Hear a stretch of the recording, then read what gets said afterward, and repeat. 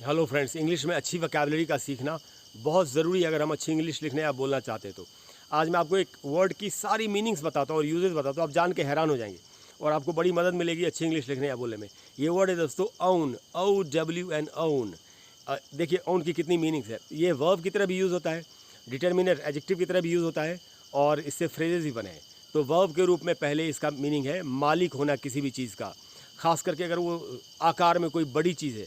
जैसे आप किसी मकान के मालिक हैं तो आप बोल सकते हैं आई ओन दिस हाउस, मैं इस मकान का मालिक हूँ। या अगर आपके पास कोई जहाज़ है तो आप बोल सकते हैं आई ओन दिस शिप, मैं इस जहाज़ का मालिक हूँ। ये तो इसका एक मीनिंग है वर्ब के रूप में।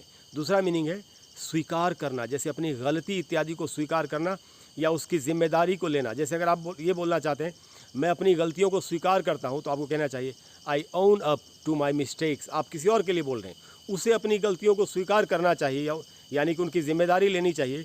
तो हम बोल सकते हैं he should own up to his mistakes. तो वर्ब के रूप में इस तरीके से यूज़ करेंगे। अब डिटर्मिनर या एडजेक्टिव के रूप में कैसे यूज़ करेंगे, क्या मीनिंग है? मीनिंग है अपना। हम बोलते हैं ना ये मेरा अपना मकान है, तो हम बोलेंगे this is my own house. किसी और के लिए बोल सकते हैं ये उसकी अपनी कार है, this is his own car. तो ये मीनिंग है डिटर्मिनर के रूप में।